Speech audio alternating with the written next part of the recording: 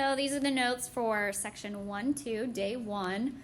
So take these notes as I explain them.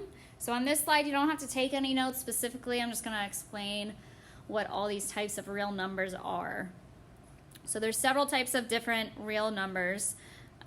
We got the natural numbers, which include the numbers that start with 1. Think of how you naturally counted when you started to count. 1, 2, 3, 4, 5, 6, 7, all the way up to however long you want to go. Then we have the whole numbers. The smallest whole number is 0. And then it's like 0, 1, 2, 3, 4, all the way up. So naturals start with 1, wholes start with 0. You can see here the square root of 36, that's actually equal to 6. So that's why that is a whole number. No decimals, no fractions in the whole number family. Then you have the integers. So this is where they could be positive or negative. So it's the whole numbers and all their opposite numbers. So like 5 and negative 5, 0's included in that. You can have 8 and negative 8. So if it's a negative number, it's most likely starting with the integers. If it's not a whole number and it's opposite, so if it's a fraction, that makes it a rational number. So think ratio means fraction. So something like A over B. If A and B were two numbers, two integers, B cannot be 0 though, because you can't divide a number by 0. That does not exist. It's undefined. But if you have terminating or repeating decimals, so up here that's underlined. So terminating means they end or repeat.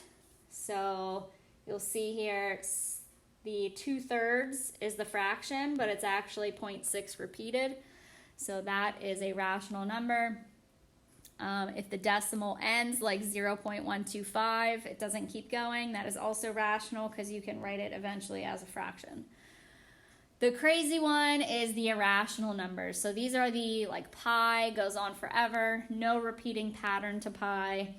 This doesn't terminate or repeat, and it's the unperfect square roots. So like the square root of 3, if you type that on the calculator, you get some crazy decimal.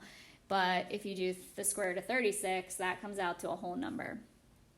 So we're going to figure out what type of category each one of these numbers belongs to. And I have this little diagram in the center. So real numbers, they're either rational or they're irrational, one or the other. And on the rational side, we can break that down even further. So sometimes an integer is also a rational and a real. A natural number is also whole, integer, rational, real. It kind of like moves up the food chain. Okay, so negative 23. So we should know from the other slide that the negatives start with the integers and it's a whole number. So I know that it has to be an integer and then go up the ladder here. And it's also rational and real. So we're going to write those three. Integers, rational, reals. The little Z, Q, and R, you don't have to worry about that. That's just a code for those three names. Next up is the square root of 50. Now ask yourself, is the square root of 50 a perfect square root that turns into a whole number? Or do you think it ends up being some crazy decimal? So I know the square root of 49 is 7, but the square root of 50 is going to be a crazy decimal, which unperfect square roots are irrational and real. So every number is a real number, so that should be listed all the time.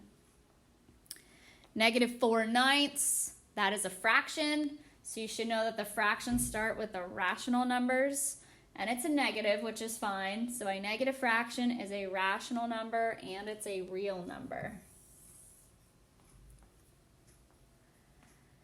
All right, there's going to be a Google Slides digital real number sort in your Google Classroom that I want you to try on your own to see if you kind of grasp the concept of sorting these real numbers. It's going to look like the screen here.